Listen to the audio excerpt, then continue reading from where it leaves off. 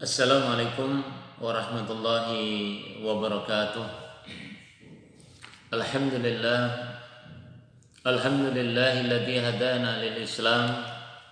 Asyhadu an la ilaha illallah wahdahu la syarikalah wa asyhadu anna Muhammadan abduhu wa rasuluh. Allahumma shalli wa sallim ala nabiyyina Muhammadin wa ala alihi wa ashabihi wa man tabi'ahum bi ihsanin ila yaumiddin. Raditu billahi rabba bil islami dina wa bi Muhammadin nabiyya wa rasula. Rabbi zidna ilma warzuqna fahma.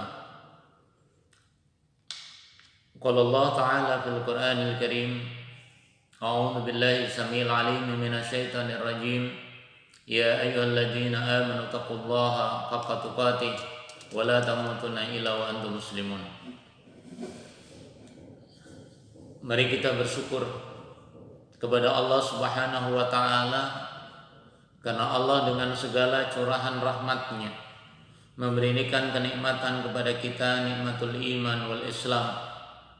Dan dengan kenikmatan itulah kita bisa bertemu, kita bisa bermuajah, dan kita bisa melakukan aktivitas-aktivitas yang merupakan ladang dari amal soleh kita. Nah, jemaah yang dirahmati Allah Subhanahu wa ta'ala, pada pertemuan hari ini adalah pertemuan kedua ketika kita membahas tentang tanda-tanda husnul khatimah. Pada pertemuan yang lalu kita nyampaikan bahwa tanda-tanda husnul khatimah sebagaimana kita ambil dari hadis-hadis Rasul Shallallahu Alaihi Wasallam dan beberapa asar dari asar sahabat, yang tentunya tanda-tanda ini bisa dikelompokkan ya. Kalau kita ambil paling tidak nanti ada 16 ya, tanda-tanda dari husnul khatimah ini. Kemarin sudah sampai pada poin yang ketiga, sekarang kita masuk pada poin yang keempat.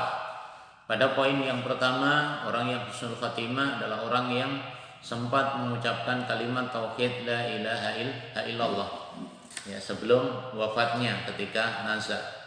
Yang kedua adalah orang yang wafat kemudian ada tanda di peluhnya ini keluar keringat.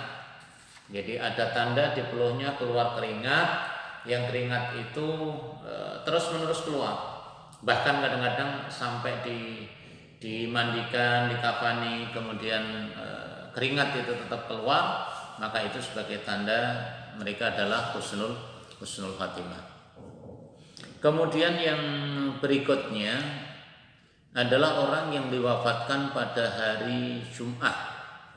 Ya, orang yang diwafatkan pada hari Jumat atau malam Jumat. Sekarang yang keempat yaitu orang yang wafat fi sabilillah. Orang yang wafat meninggal fi sabilillah. Nah, jemaah yang dirahmati Allah,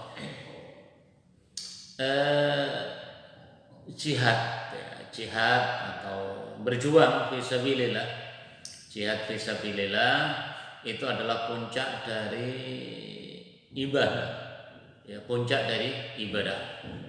Ya, di dalam beberapa hadis disampaikan bahwasanya Rasul Amr itu adalah al-Islam, ya, pangkal Rasul seakan-akan kepala ya, pangkal ini, kepala ini, puncak dari apa? Dari bentuk ya, kepala itu adalah Rasul Amr. Pangkal dari sebuah urusan itu adalah al-Islam. Wa amutuhu, dan tiang-tiangnya itu adalah salatnya. Wa dirwatasanamuhu al-jihad fi sabilillah. Kemudian puncak dari apa yang dijalani itu dari Islam, kemudian sholat, puncaknya ternyata adalah fi sabilillah atau jihad fi sabilillah. Nah, orang-orang yang wafat fi sabilillah ini banyak ayat ya, yang menyebutkan keutamaan orang yang diwafatkan di jalan Allah fi sabilillah. Nah, selain ayat-ayat Al-Quran, juga hadis-hadis cukup banyak yang memberikan nilai kemuliaan bagi orang-orang yang wafat di jalan Allah Subhanahu wa taala. Contoh yang bisa kita lihat misalkan di dalam surat Ali Imran ayat 169 sampai ayat 171. Allah di sana menyatakan, A'udzubillahi minasyaitonirrajim, wala tahsabanna alladziina qutilu fi sabilillahi amwata bal ahyaa'un 'inda rabbihim yurzaqun farihina bima ataahumullahu min fadlihi wa yastabshiruna billadzina lam yalhaqu bihim min khalfihim ولم يلحقوا بهم من خلفهم ألا خوف عليهم ولا هم يحزنون يستبشرون بنعمة من الله وفضله وأن الله لا يضيع أجر المؤمنين. Di ayat ini Allah menyatakan bahwasanya dan janganlah kamu mengira, ya wala tahsabanna alladziina qutilu fi sabilillahi amwata. Jangan engkau mengira bahwasanya orang-orang yang terbunuh fi sabilillah di jalan Allah itu amwat. Ya, jangan dikira dia mati. Ya. Memang secara duniawi dia meninggal.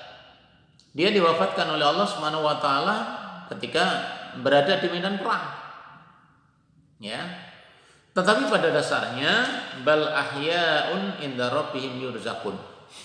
Tapi pada dasarnya di sisi Allah, di sisi Rabb mereka itu hidup bahkan diberi rezeki. Nah, jemaah sekalian yang dirahmati Allah, terkait dengan orang yang meninggal. Jadi secara keduniaan orang ketika wafat itu berarti masa kehidupannya dunia sudah selesai. Jadi kehidupan dunianya sudah selesai, sementara kehidupan di akhirat itu baru mulai. Jadi kehidupan di dunia itu sudah selesai, kehidupan di akhirat selesai.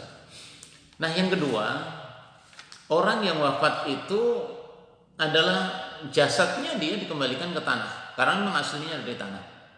Tapi ruhnya tetap hidup dan ruhnya kembali kepada Allah Subhanahu wa taala.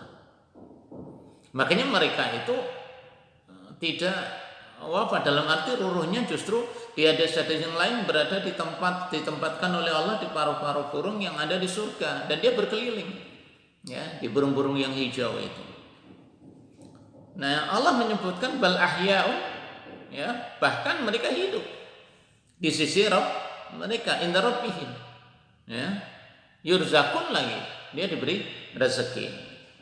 Nah, jadi ada suasana yang berbeda bagi orang-orang yang wafat jihad fisabilillah. Mereka diberi kabar gembira ya dengan apa yang diberikan oleh Allah kepada mereka dari anugerahnya. Mereka juga merasa gembira ya, merasa gembira dengan orang-orang yang di belakang mereka yang belum pernah bertemu dengan mereka. Ya. Jadi gembira dengan berita-berita, gembira dengan apa yang dianugerahkan Allah kepada mereka. Ya, kemudian tidak ada ketakutan, wala khaufun alaihim wala hum yahzanun. Mereka tidak pernah takut, mereka juga tidak bersedih. Ya. Yastabshiruna bi nikmatillah. Mereka diberi kabar tentang nikmat-nikmat Allah yang dia akan peroleh. Ya, yang dia akan rasakan dalam apa? Dalam kenikmatan. Karena mereka diberi kenikmatan oleh Allah Subhanahu wa taala. Maka dari itu kemuliaan fadlu minallah, kemuliaan dari Allah Subhanahu wa taala itu adalah kegembiraan bagi dia dan sesungguhnya Allah tidak akan menyia-nyiakan pahala orang yang mukmin. Jadi orang-orang tidak mati atau hidup dalam ayat ini bukan berarti hidup di atas bumi, karena alamnya sudah berbeda. Jadi alamnya udah beda. Kalau di dunia ini kan batas akhirnya ada. Tapi kalau sudah di akhirat itu sudah nggak ada batas akhir nanti. Nah, oleh karena itu jemaah yang dirahmati oleh Allah Subhanahu wa taala, orang yang diberi rezeki oleh Allah, ya dia akan gembira dengan ketemu nanti orang-orang sebelum mereka atau yang sekarang masih hidup, nanti orang-orang yang wafat di antara mereka dipertemukan. Bahkan di dalam surat Al-Baqarah disebutkan, ya, kita jelas yang sering kita baca itu, wala taqulu liman yuqtalu fi sabilillahi amwat. Jangan kau kira orang-orang yang wafat fi sabilillah itu amwat. Bal ahya, ya, bahkan mereka itu hidup. Ya. Berarti apa? Kita tidak boleh mereka-reka bahwa sebenarnya dia apa? Dia kecelakaan enggak. Orang yang wafat mulai zaman Rasul sallallahu alaihi wasallam, orang yang kebetulan wafat fisabilillah sejak zaman Rasul sallallahu alaihi wasallam sampai sekarang atau sampai nanti yang akan datang generasi yang berikutnya, itu nanti akan dipertemukan oleh Allah Subhanahu wa taala. Nah, ini yang tidak didapatkan kecuali orang-orang yang wafat di jalan Allah. Dan ini enggak semuanya orang bisa. Kita ingat Rasul sallallahu alaihi wasallam tidak wafat di medan perang. Ya, Rasul SAW tidak wafat di medan perang. Sahabat Umar bin Khattab tidak wafat di medan perang. Abu Bakar As-Siddiq radhiyallahu an tidak wafat di medan perang. Ya. Utsman bin Affan tidak wafat di medan perang. Maksudnya apa ya Mas kalian? Jadi orang yang ditakdirkan oleh Allah wafat di medan perang itu Allah tetapkan, sehingga ada kisah mungkin Handol atau siapa itu, ya, dari sahabat yang baru nikah, kemudian baru hubungan sama istri, ada perintah perang, kemudian dia berangkat perang dan diwafatkan di medan perang itu. Kemudian dikisahkan di situ, kemudian sahabat ini ternyata dimandikan oleh para malaikat. Ya, ini kemuliaan yang diperoleh oleh orang-orang yang diwafatkan oleh Allah di medan perang. Makanya bercita-cita husnul khatimah di medan jihad itu kita harus mantapkan cita-cita kita ini. Tentunya adalah dalam jihad-jihad yang memang sesuai dengan koridor di sisi Allah Subhanahu wa taala. Ayat-ayat tentang jihad fisabilillah cukup banyak dan itu adalah puncak dari kehidupan. Meskipun Rasul tidak wafat di medan perang, sahabat Abu Bakar tidak wafat di medan perang, Umar bin Khattab wafat ketika ditikam oleh Abu Lu'lu' al-Majusi, sahabat Utsman bin Affan dibunuh ketika beliau membaca Al-Qur'an.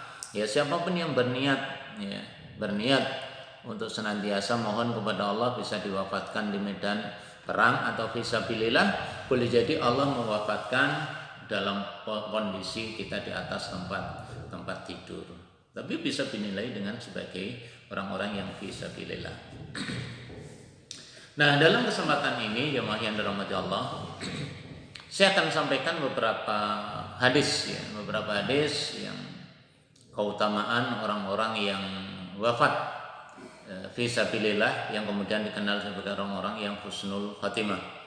Nanti dibaca di kitab-kitab yang lain, ya, di Sahih Targhib ada, di Fadhailul Amal juga ada, ya, tentang keutamaan orang yang wafat di jalan Allah Subhanahu wa taala. Keutamaan yang diperoleh orang-orang yang wafat di jalan Allah atau wafat di fisabilillah, sebagaimana hadis yang diriwayatkan oleh Imam At-Tirmidzi dan juga Imam Ibnu Majah. Apa yang disampaikan? Lisyuhada'i indallahi sittu khisalin. Lisyuhada'i indallahi sittu khisalin. Ya, bagi orang-orang yang syahid, orang-orang yang wafat di medan jihad fisabilillah, itu ada 6 keistimewaan. Jadi ada 6 keutamaan orang-orang yang wafat fi sabilillah. Yang pertama apa? Yukfaru lahu fi awwali daf'ati min dami. Yang pertama, dia akan diampuni oleh Allah Subhanahu wa taala secara langsung karena darahnya. Jadi tetesan darah ketika dia berperang kemudian diwafatkan oleh Allah itu menjadi bukti Allah akan mengampuni dosa-dosanya. Makanya orang yang wafat fisabilillah itu tidak perlu dikafani, nggak boleh dikafani. Jadi diwafatkan, wafat fisabilillah, dimakamkan sesuai dengan pakaian yang dia pakai, ya. Karena itu sebagai nanti sebagai saksi di hadapan Allah Subhanahu wa taala. Itu yang pertama, dia akan diampuni oleh Allah Subhanahu wa taala secara langsung karena tetesan darah ketika dia berjuang di jalan Allah Subhanahu wa taala. Kemudian wa yura maq'atahu minal jannah. Kemudian dia diperlihatkan tempat, ya, maq'atahu maksudnya tempat duduknya, artinya posisinya nanti. Jadi sudah dinampakkan ketika orang itu wafat, dinampakkan surga. Ya, apa enggak nikmat? Jadi sudah dinampakkan kehidupannya di surga itu. Kemudian yang ketiga, wa yujaru min adzabil qabri. Ya, kemudian dia juga akan diselamatkan dari azab kubur. Diampuni dosanya, ya, kemudian secara langsung sesuai dengan tetesan darahnya, kemudian akan diperlihatkan oleh Allah mana tempatnya di surga. Yang ketiga, dia diselamatkan dari azab kubur. Kemudian yang keempat, wa yu'ammanu minal faragil akbar. Dia juga merasa aman, diberi aman dari ketakutan yang sangat besar. Apa takut yang sangat besar? Pada masa yaumul hisab, yaumul mizan. Jadi hari-hari perhitungan nanti di padang mahsyar, di mana orang seluruhnya dikumpulkan dari generasi awal sampai generasi akhir, yang di situ seakan-akan apa? Matahari didekatkan, seluruh makhluk hidup dikumpulkan oleh Allah dalam kondisi telanjang, dan dia akan merasakan masing-masing, ya, masing-masing akan memikirkan dirinya sendiri, tidak akan memikirkan orang lain. Dan apa yang dilakukan itu akan mempengaruhi kehidupannya di akhirat itu.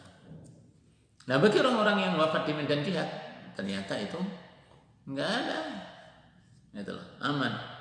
Wa yuhalla khullatul iman. Kemudian mereka akan dihiasi dengan perhiasan iman. Ya, nilai-nilai keimanan karena semangat berjuangnya di jalan Allah. Ditambah yang kelima, wa yuzawwaju minal huril in. Masyaallah.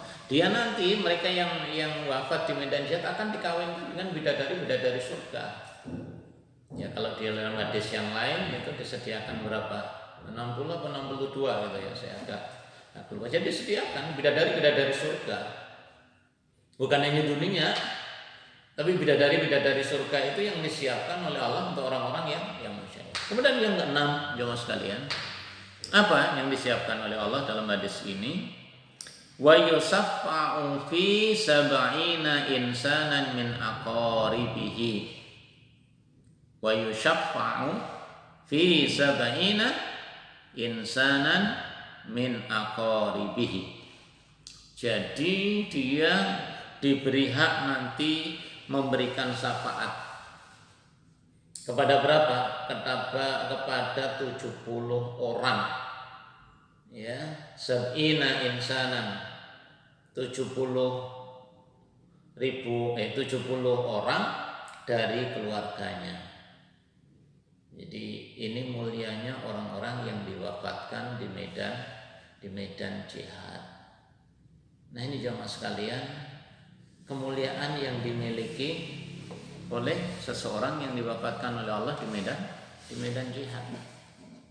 Ya, di medan perang.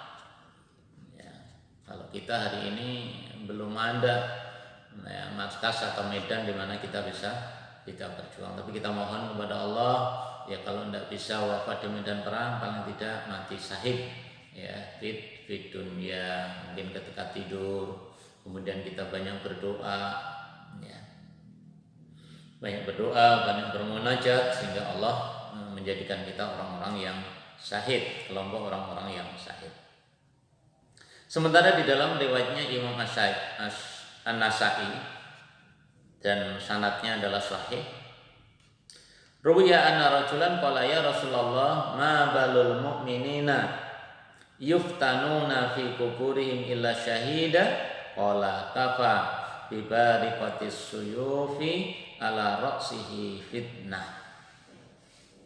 Ya, ada seorang sahabat yang bertanya kepada Rasul sallallahu alaihi wasallam, wahai Nabi, wahai Rasul, mengapakah orang-orang mukmin itu akan diadab dalam kubur? Ya, mereka selain yang mati dan mati syahid. Artinya kenapa orang yang mati syahid itu kok nggak diadab sementara yang lain diadab kubur? Maka Rasul menjawab, cukuplah kilatan pedang yang mengenai kepalanya itu sebagai adab. Jadi kilatan pedang ala ra'sihi kafa bi bariqatis suyufi ala ra'sihi fitnah. Jadi luka. Jadi luka atau sabetan pedang itu sudah bagian dari sesuatu yang apa? Yang menyiksa dia. Tapi karena dia ridho bahwa itu jalan kehidupannya, maka itu apa? Mereka rela wafat fi sabilillah. Begitu pula derajat kehidupan ya, yang mereka peroleh. Ya, kalau kita ingin tetap berusaha meskipun tidak di medan perang, kita mohon kepada Allah agar Allah bisa menjadikan kita termasuk orang-orang yang syahid. Sebagaimana yang Allah sampaikan dalam hadis yang diriwayatkan oleh Imam Muslim, ya man sa'ala syahadatan bisidqin. Perhatikan. Jadi man sa'ala syahadatan bisidqin, siapa yang meminta syahid, ya, yang meminta kepada Allah menjadi syuhada bisidqin, dengan keyakinan yang benar, dengan keyakinan yang kokoh, ya, ballaghallahu manazilas syuhada. Allah akan memberikan kedudukan dia bersama sebagai syuhada. Ya. Dan sekali lagi, siapa yang meminta kepada Allah Subhanahu wa taala menjadi orang yang syahid fi sabilillah atau orang kelompoknya syuhada, kelompoknya orang-orang syahid, ya, dengan keimanan yang benar, janjinya Allah, ballaghallahu manazilas syuhada. Allah akan menyampaikan keinginannya itu.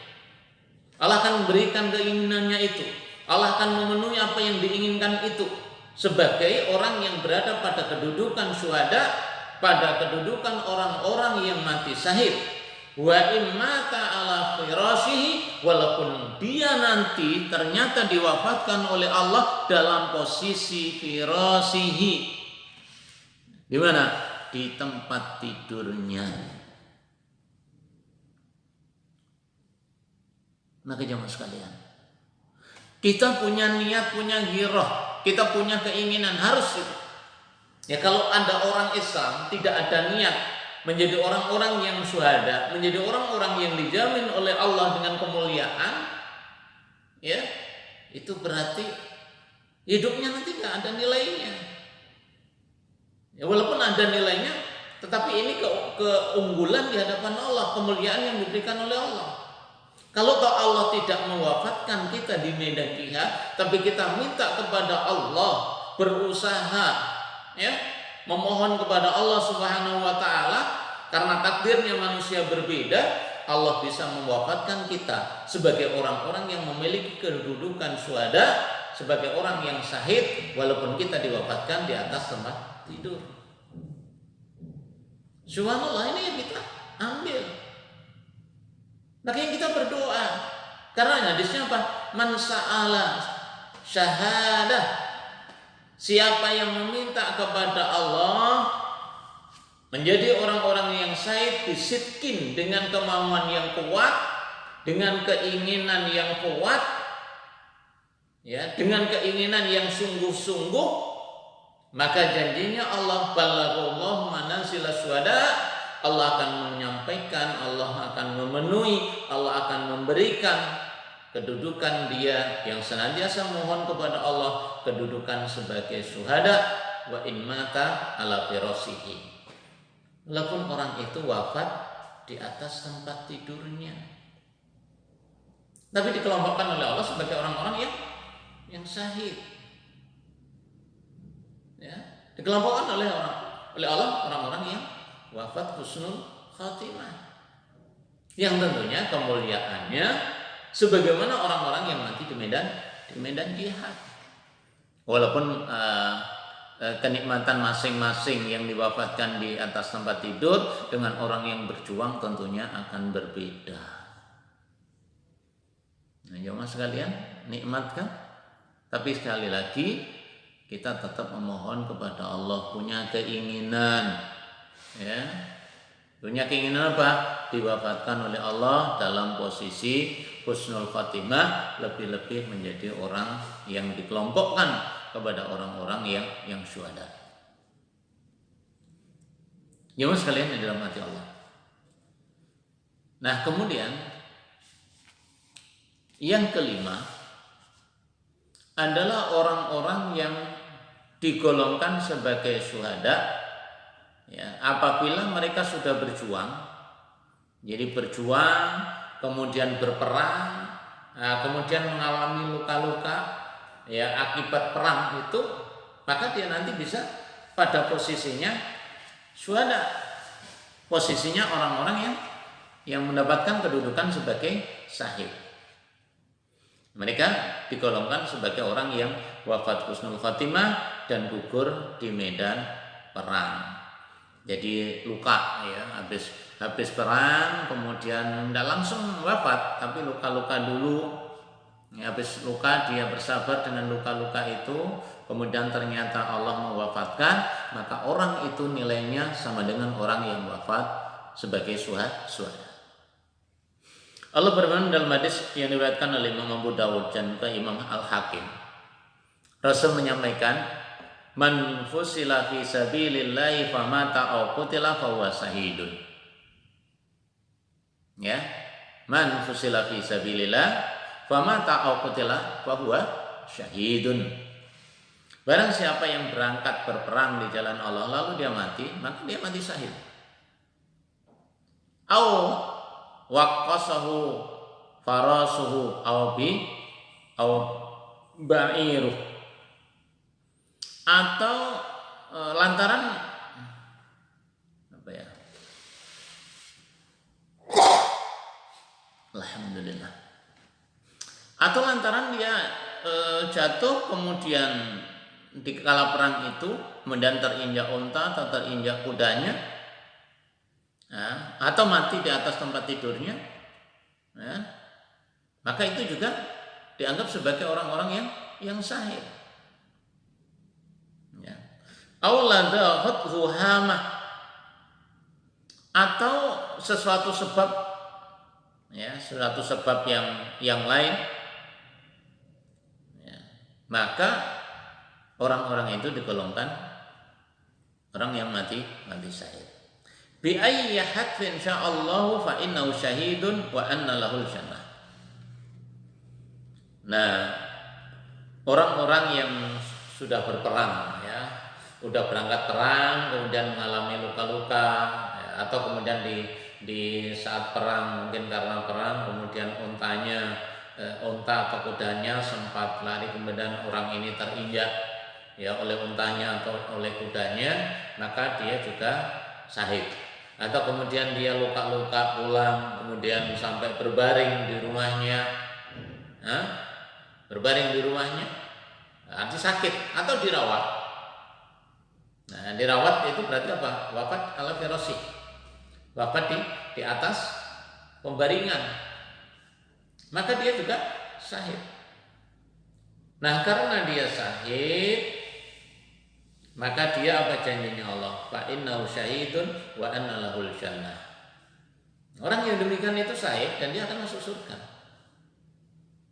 Nah, jadi kalau yang tadi yang poin yang keempat itu memang berjuang wafat di medan jihad, kalau ini sudah berjuang kemudian mengalami luka-luka, ternyata lukanya itu menyebabkan dia nanti meninggal, maka semuanya dihitung sebagai syahid. Ya, ini beberapa kriteria ya, orang-orang yang husnul khotimah atau orang-orang yang mati dalam kategori sebagai syahid. Jemaah yang dirahmati Allah Subhanahu wa taala, walaupun itu cukup berat ya, butuh perjuangan, butuh pengorbanan, tapi ada yang ringan yang bisa kita lakukan, apa? Berdoa. Jadi berdoa kepada Allah Subhanahu wa taala ini yang harus kita lakukan. Jangan justru kita nggak berdoa, nggak ada inisiatif, nggak ada niat. Ya, untuk apa hidup ini kalau nggak ada niat? Ya, nggak ada niat untuk kebaikan, nggak ada niat untuk diwafatkan oleh Allah dalam kondisi husnul khatimah, ya sudah. Karena ini kemuliaan gitu loh. Karena kemuliaan itu harus kita minta, kita harus mohon kepada Allah, walaupun takdirnya Allah tetap kita serahkan kepada Allah Subhanahu wa taala. Tapi kalau kita berusaha pada garis kebenaran, di garis yang lurus, yang diridhoi oleh Allah, tentunya kita akan menjadi orang-orang yang diwafatkan oleh Allah sesuai dengan tujuan kita. Cuma yang dirahmati Allah Subhanahu wa taala. Kemudian yang keenam, ya, yang keenam ini orang yang termasuk wafat husnul khatimah itu adalah orang yang wafat ketika terkena wabah. Ya, terkena wabah, ya, taun. Jadi di zaman Rasul Shallallahu Alaihi Wasallam yang dikenal dengan taun itu adalah penyakit pes, kolera, ya mungkin taber, ya wabah itu sesuatu yang menyebabkan orang terkena penyakit dengan cepat dan penyakit itu bisa menular, ya ini. Kalau dalam kondisi sekarang virus ya. Jadi orang yang wafat kena virus itu bukan berarti sebetulnya wafatnya bukan wafat nggak baik. Ya, kita jangan salah tafsir. Mungkin menurut akal kita, menurut kebiasaan sehari-hari orang yang wafat kena virus ya. Kalau sekarang itu virus apa? Virus corona 19. Ya, tapi kalau kita lihat hadis-hadis secara umum, baik yang ada di Riyadhus Shalihin, ya, ada kisah bahwa taun, jadi yang namanya wabah menimpa kepada siapapun. Kita tahu di zaman sahabat pun pernah terjadi taun ketika negeri Sam dilanda dengan taun. Ternyata di sana taun itu menyebabkan beberapa sahabat Rasul SAW meninggal karena taun itu. Ya, termasuk di dalamnya mungkin sahabat Mu'ad atau beberapa sahabat-sahabat yang lain yang di dalam sirah disebutkan sekitar 25.000 terkena wabah taun yang ada di Syam itu. Nah, yang dipesankan oleh Rasul pada waktu itu adalah orang yang berada di wilayah wabah tidak boleh keluar, dan orang yang di luar dari negeri yang terkena wabah tidak boleh masuk. Ya, kalau yang sekarang dianggap lockdown ya, dan lain-lainnya itu. Tapi ini adalah kita ikhtiar, kita melakukan tindakan preventif. Ya, yang namanya taun itu wabah yang bisa mengenai kepada siapapun. Ya, tidak peduli nanti orang yang kaya kemudian tidak terkena, kemudian yang miskin yang terkena, ya, kemudian ustadz tidak, sementara yang lain terkena penularan itu, ya. Tapi karena kalau nanti takdirnya Allah, kemudian wafat dalam kondisi terkena taun atau wabah itu, maka dia justru dikategorikan sebagai orang yang syahid. Cuma sekali lagi mohon maaf ya. Mohon maaf ketika kita melihat jenazah saudara kita misalkan ya. Saudara kita yang sudah ketika di rumah sakit, kita jenguk tidak boleh. Ya, jenguk tidak boleh, yang boleh mungkin hanya keluarganya tidak semua. Kemudian setelah wafat, proses pemakamannya pun juga seperti itu. Tapi ada prinsip yang harus ditegakkan. Kalau orang mohon maaf, jadi kalau orang itu sakit, kemudian benar-benar dengan musibah corona, maka kewajiban secara syar'i tetap harus ditunaikan. Apa? Dimandikan, yang kemudian dikafani, kemudian disolati, kemudian dimakamkan. Cuma kadang-kadang karena ini dianggap sebagai wabah, jadi dari rumah sakit langsung ke kuburan. Kalau toh jamaah ada yang menyolati, solatinya adalah jarak jauh. Ya, dikhawatirkan nanti itu adalah menular. Ya. Tapi sekali lagi, kita sebagai seorang muslim tidak boleh memvonis bahwa orang yang terkena virus atau wabah itu adalah orang jelek. Selama mereka ibadahnya, ketaatannya kepada Allah adalah baik, maka orang yang wafat ketika kena taun itu termasuk bagian dari orang yang wafat dikategorikan sebagai syahid. Riwayat Muslim, Rasul menyampaikan at-ta'unu syahadatun likulli muslimin. Jadi at-ta'unu syahadatun likulli muslimin. Ya. Kalau kita dengar hadis ini, jemaah sekalian, ya, hidup ini kan tadi saya sampaikan, hidup itu ada yang ngatur. Hidup itu ada yang ngatur, betul. Allah yang ngatur. Urusan wafat, urusan meninggal itu juga urusannya Allah. Ya. Di surat Al-Mulk jelas, alladzi khalaqal mauta wal hayata liyabluwakum ayyukum ahsanu amala. Ya. Alladzi khalaqal mauta wal hayata, Allah lah yang menciptakan kematian. Allah lah juga memberikan kehidupan. Tapi tujuan Allah memberikan kehidupan dan kemudian ada kematian, yang kematian itu yang tahu hanyalah Allah Subhanahu wa taala. Tapi ada kalimat liyabluwakum ayyukum ahsanu amala. Ya, liyabluwakum ayyukum ahsanu amala. Untuk menguji kalian siapa di antara kalian yang paling bagus amal solihnya, yang paling bagus aktivitas ibadahnya. Makanya kalau Nabi menyatakan at-ta'un syahadatun likulli muslim, ya, ta'un itu suatu kematian syahid bagi seorang muslim. Bahkan di dalam hadis yang diriwayatkan oleh Imam Al-Bukhari, Rasul memberikan penegasan, innahu kana adaban yab'asullahu ala may yasha faja'alahu Allah rahmatan lil mu'minin. Falaisa abdun yaqau ta'un fayamkusu fi balatin sabiran ya'lamu annahu la yusibahu illa ma kataballahu lahu illa kana lahu ajrus syahid.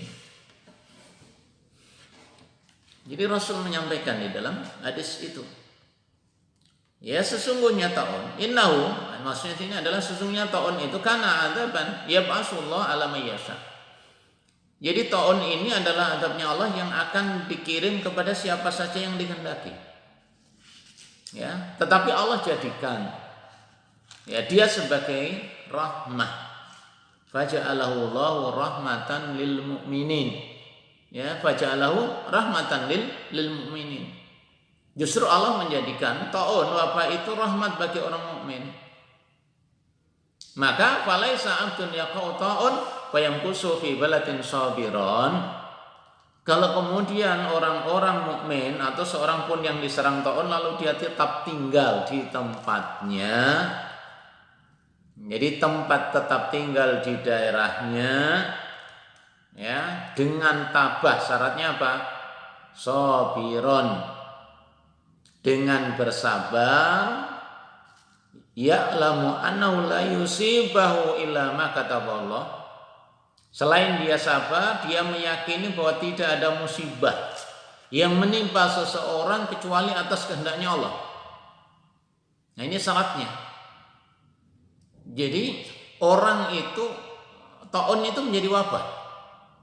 Ya, menjadi wabah bagi siapa saja yang dikehendaki Allah. Tapi bagi orang mukmin ternyata menjadi rahmat.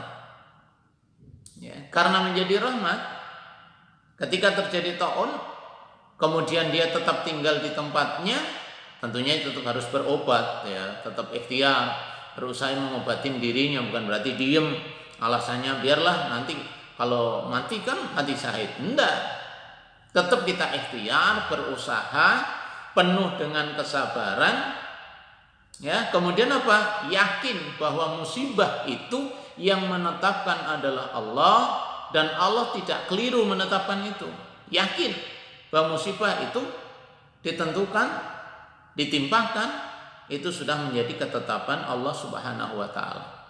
Maka jika orang dalam posisi seperti itu, ada wabah, dia berusaha, berikhtiar, bersabar, kemudian yakin bahwa musibah itu bagian dari ketentuan Allah Subhanahu wa taala, maka dia mendapatkan pahala syahidun. Subhanallah. Dia mendapatkan pahala syahid. Ya.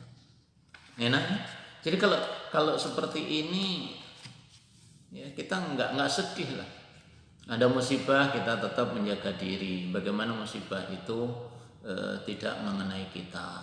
Ikhtiar tetap harus kita lakukan. Betul. Bahkan di dalam hadis yang lain yang diriwayatkan oleh Imam Ahmad, ya, kemudian juga Imam At-Tabrani, Rasul menyampaikan ya'ti syuhada'u wal mutawaffawna bi ta'uni fayaqulu ashabu ta'un nahnu syuhada. Apa yang disampaikan oleh Rasul? Ya'ti syuhada'u wal mutawaffawna bi ta'un fayaqulu ashabu ta'un nahnu syuhada. Orang-orang yang mati syahid, ya, dan orang-orang yang wafat karena taun itu nanti datang pada hari kiamat, ya, lalu mengucapkan apa? Nahnu syuhada. Ini kita harus iman, ya, harus kita imani. Nanti suatu saat ketika Allah mengumpulkan di alam akhirat orang-orang yang mati syahid maupun orang-orang yang diwafatkan oleh Allah Subhanahu wa taala kena taun, dia akan datang pada hari kiamat dan mengucapkan nahnu syuhada. Kami adalah orang-orang yang mati syahid. Fa yuqalu unduru fa in kanat jirahuhum ka jirahis syuhada'i tusilu taman rihan mis fahum syuhada fayajidunahum kadzalik.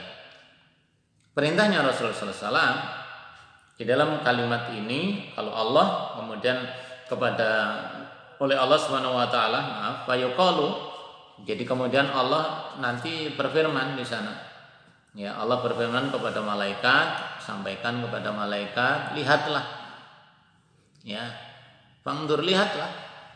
Ya, jikalau ternyata orang-orang yang mati saat itu ada luka-luka, ya, yang sama dengan orang-orang yang luka di mati syahid yang dapat mengalirkan darah, maka dia akan berbau kasturi. Makanya orang yang mati syahid tidak dikafani, tidak dimandikan, karena darah itu sebagai saksi dan darahnya akan menjadi harum, dan mereka itu adalah syuhada. Lalu malaikat-malaikat itu mendapatkan mereka memang demikian. Ya sudah. Walaupun Allah itu maha tahu. Nah, jemaah sekalian yang dirahmati oleh Allah Subhanahu wa taala, memang orang yang digelari syahid ada kalanya orang yang mati atau wafat karena taun, orang yang wafat karena nanti tertimbun, orang yang wafat karena sakit perut, ya. Nah, ini semuanya adalah bagian orang yang mati syahid. Ya, secara khusus bahwa orang-orang yang mati syahid ya digolongkan sebagai syuhada, diantaranya adalah orang yang juga terkena wabah. Jamaah yang dirahmati Allah Subhanahu wa taala. Kemudian poin yang ketujuh, yang termasuk orang yang husnul khatimah dan orang yang diwafatkan sebagai orang yang syahid adalah waman mata fi batni fa huwa syahidun. Subhanahu riwayat Imam Muslim. Dan barang siapa yang meninggal karena sakit perut ya fa huwa syahidun, maka dia syahid. Nah, ini mati sakit perut ini jangan dikira sakit perut kemudian dibiarin. Kita harus pada prinsip awal, orang yang sakit harus ikhtiar. Orang yang sakit harus berusaha berobat. Sudah berobat, sudah berikhtiar, ternyata diwafatkan oleh Allah Subhanahu wa taala, ya udah. Berarti kita termasuk orang yang syahid. Abdullah bin Yasar itu pernah berkata kepada Rasul sallallahu alaihi wasallam, "Kuntu jalisan wa Sulaiman ibnu Sardin wa Khalid bin Irqad. Fadzakaru anna rajulan tuwfiya mata bi batnihi fa idahuma yastahiyani ay yakuna syuhada." Dan zatihi faqala ahaduhuma lil akhar, "Alam yaqul Rasulullah sallallahu alaihi wasallam man yaqtulhu batnuhu fala yu'adzab bi qabri." Faqala al-akharun bala wa fi riwayatin shadaqta, rawahu Nasa'i wa Tirmidzi. Di dalam hadis ini bahwasanya di antara tanda husnul khatimah ya. Di antara tanda husnul khatimah yang ketujuh adalah orang yang diwafatkan oleh Allah karena sakit perut. Nah, adapun kisah yang disampaikan Abdullah bin Yasar ini, dia menyampaikan, aku Sulaiman bin Surdi dan Khalid bin Utsbah pernah duduk bersama. Jadi para sahabat ini duduk bersama lalu cerita-cerita. Ya, cerita-cerita menceritakan ada seorang laki-laki yang meninggal dunia karena sakit perut.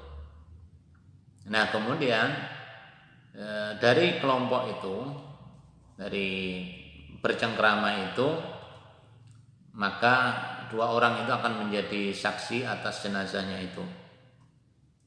Ya, salah satu dari orang itu, dari para sahabat itu, kemudian menceritakan ya kepada yang lain.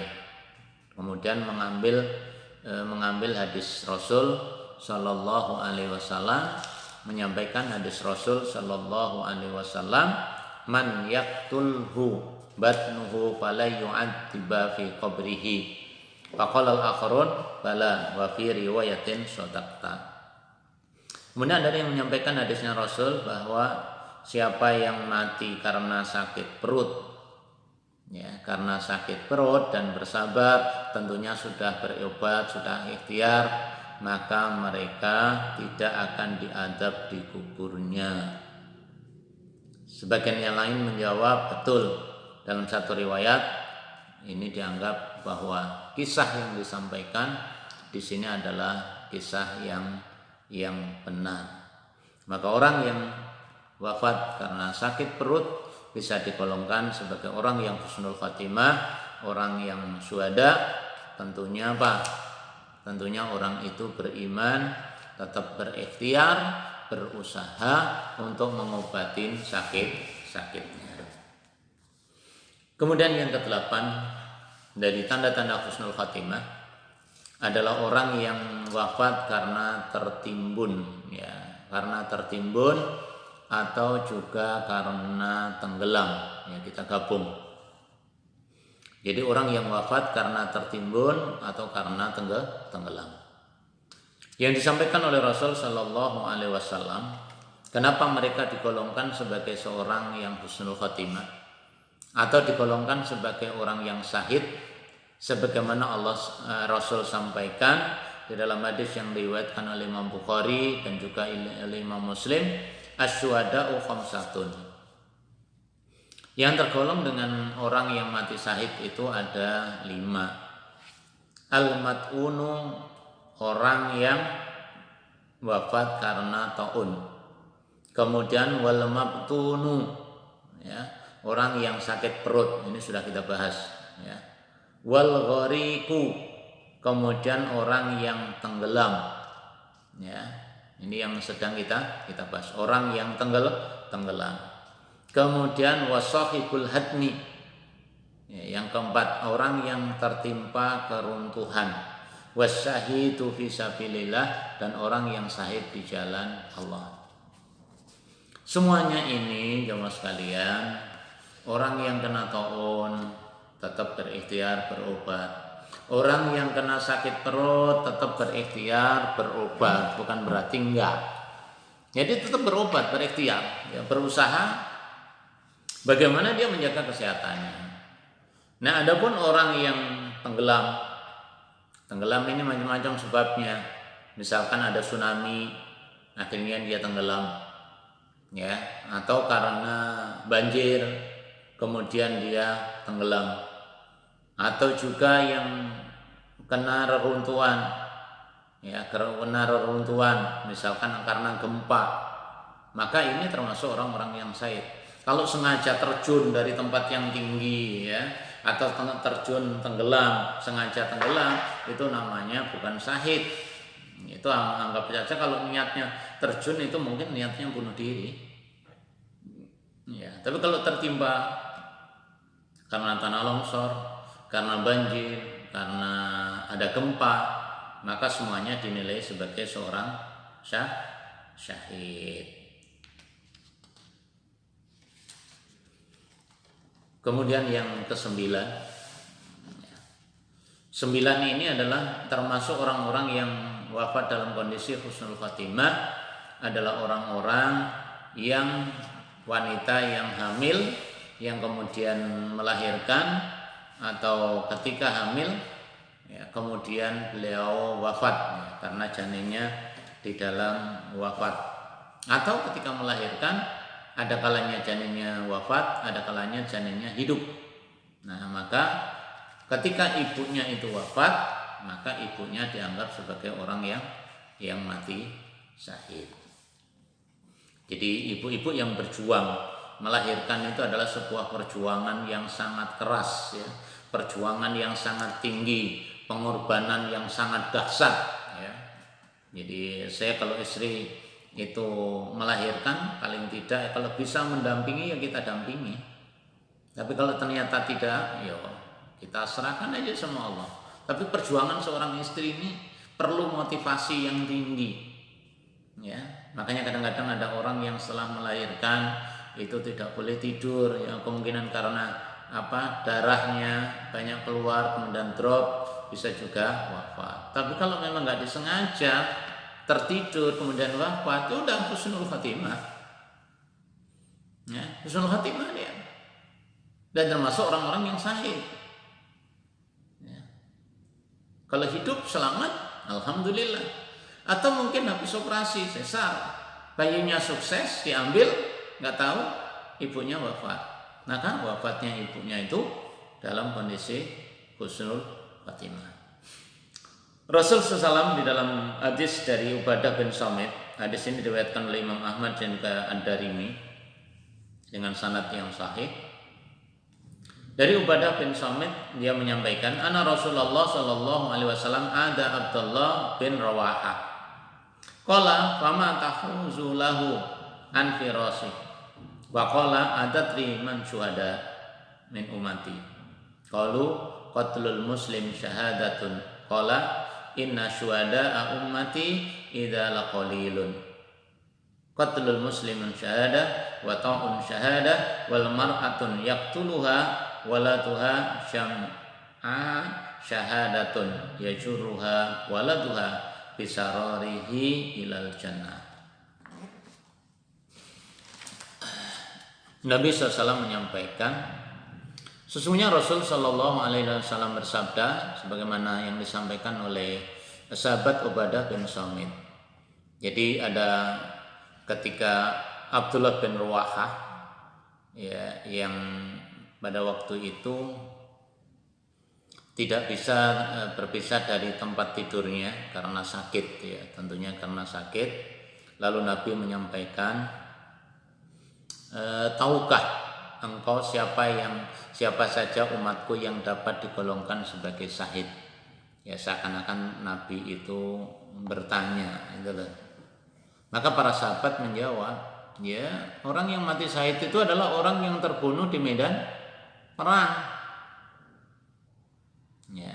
Ini Nabi itu ketika mentarbiyah umat, mentarbiyah para sahabat, ya, sangat indah. Ya, dikala lagi sakit sambil menjenguk sahabatnya yang sakit, itu ada dialog yang sangat dahsyat. Ya, dialog yang penuh dengan makna. Ya. Dialognya apa? Ada pertanyaan, anta teriman syuhada umati. Ya, tahukah kau siapa yang termasuk orang yang syahid dari umatku? Jawabnya sahabat adalah qatlul muslim syahadatun. Ya, siapa yang terbunuh di medan perjuangan itu Rasul itu adalah syuhada. Karena membela agama itu syuhada. Tapi apa yang disampaikan oleh Nabi? Ya, qala inna syuhada ummati idza laqalilun. Kalau pendapatmu itu bahwa yang mati syahid itu hanya orang yang berangkat di medan jihad, mati di medan jihad, berarti ya sedikit sekali. Ya. Lalu siapa saja yang termasuk? Rasul memberikan penjelasan, qatlul muslimin syahadah. Orang yang berjuang di jalan Allah itu sebagai syahid. Ya, wa taun syahadah. Orang yang meninggal karena taun, karena wabah juga sebagai syahid. Wal mar'atu yaqtuluha walatuha jam'aha sahadatun. Seorang ibu, ya, seorang ibu yang meninggal atau seorang yang mengandung kemudian meninggal itu juga syahid. Ketika melahirkan syahid. Makanya apa? Ya juruha walatuha bisarorihi ilal jannah. Bahkan Rasul menyampaikan dia nanti, ya, karena meninggal dia akan ditarik oleh anaknya dengan pusarnya ke surga. Jadi kalau melahirkan ternyata meninggal, ibunya yang meninggal, ya, apalagi kedua-duanya meninggal, ini kedua-duanya masuk surga dan nanti dan tali pusatnya itulah yang menarik orang tuanya masuk surga. Nah, seorang ibu dipandang syahid, ya, karena mati ketika kesiapannya menanggung beban melahirkan, pengorbanannya berat, ya, yang menginginkan generasi lahirnya adalah generasi yang baik, ya. Ini semuanya adalah perjuangan yang akan dinilai oleh Allah sebagai orang-orang yang husnul khotimah. Kemudian yang ke-10, ya, pada pertemuan yang kedua kita sampaikan pada poin yang ke-10, orang yang termasuk husnul khotimah adalah orang yang wafat karena terbakar, bukan karena bunuh diri masuk ke tempat yang panas, enggak. Jadi terbakar di sini karena hadisnya Nabi menyampaikan wal kharqu syahidun. Jadi orang-orang yang termasuk terbakar, ya, atau watarqu syahadah. Ketika ada musibah kebakaran, ternyata orang ini terperangkap di dalamnya, ya, terperangkap di dalamnya, tidak sempat ditolong, tidak sempat diselamatkan, bahkan tidak sempat menyelamatkan diri, maka dia termasuk orang-orang yang syahid. Nah, jemaah sekalian yang dirahmati Allah SWT, ini tanda-tanda husnul khatimah yang bisa kita ambil dari hadis-hadis Nabi Shallallahu Alaihi Wasallam. Jadi 10 poin dari yang pertemuan yang pertama dan pertemuan yang kedua ini, itulah tanda-tanda yang bisa kita lihat, ya, tentunya ini semuanya setelah terjadi. Kali lagi kita bisa melihat tanda-tanda husnul khatimah itu adalah setelah terjadi. Maka kalau doa minta husnul khatimah kita lakukan sebelum wafat, Tapi kalau melihat orang itu husnul khatimah atau su'ul khatimah adalah ketika sesuatu itu sudah terjadi. Ya, kita memohonlah kepada Allah dalam setiap kesempatan kita untuk menjadi kelompok orang-orang yang diwafatkan oleh Allah dalam kondisi husnul khatimah, tentunya dalam kondisi beribadah kepada Allah Subhanahu wa taala. Adapun yang karena taun, karena sakit perut, karena terjatuh, karena tenggelam, itu rata-rata karena mungkin terjadi musibah, karena longsor atau mungkin gunung meletus, ya. Ada juga karena gempa, maka semuanya akan dicatat oleh Allah sebagai syuhada. Kita mohon kepada Allah. Bismillahirrahmanirrahim. Allahumma shalli wa sallim ala Muhammad walhamdulillahirabbil alamin. Allahumma nawwir qulubana bil Islam, Allahumma nawwir qulubana bil iman. Allahumma ahtim lana husnul khatimah. Allahumma ahtim lana bi husnil khatimah. Allahumma ahtim lana bi husnil khatimah. Wa adkhilnal jannata bi rahmatika wa ridhaka ya arhamar rahimin. Allahumma arinal haqqa haqqan warzuqna ittiba'ah wa arinal batila batila warzuqna ijtinabah. Allahumma arinal haqqa haqqan warzuqna ittiba'ah wa arinal batila batila warzuqna ijtinabah. Allahumma inna na'udzubika min jahdil bala wa darkis saqa wa su'il qada wa samatatil a'da. Ya Allah ya Rahman, Engkaulah yang Maha Pengasih lagi Maha Penyayang. Engkaulah yang Maha Mengampuni, maka ampunilah dosa-dosa kami semua ya Allah. Ya Allah, kami memohon kepada Engkau ya Allah, wafatkanlah kami semua dalam kondisi husnul khatimah. Wafatkanlah kami semua ya Allah dalam kondisi husnul khatimah, dalam kondisi taat kepada Engkau ya Allah, dalam rangka kami beribadah kepada Allah, maka wafatkanlah kami dalam ridho-Mu ya Allah. Ya Allah, tidak ada yang mampu memberikan kemuliaan kecuali kemuliaan dari Engkau ya Allah.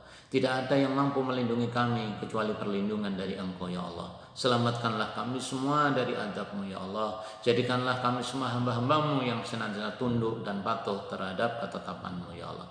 Rabbana atina fid dunya hasanatan wa fil akhirati hasanatan wa qina adzabannar. Subhana rabbika rabbil izzati amma yasifun wa salamun alal mursalin walhamdulillahi rabbil alamin. Subhanakallahumma bihamdika asyhadu an la ilaha illa anta astaghfiruka wa atubu ilaik. Assalamualaikum warahmatullahi wabarakatuh.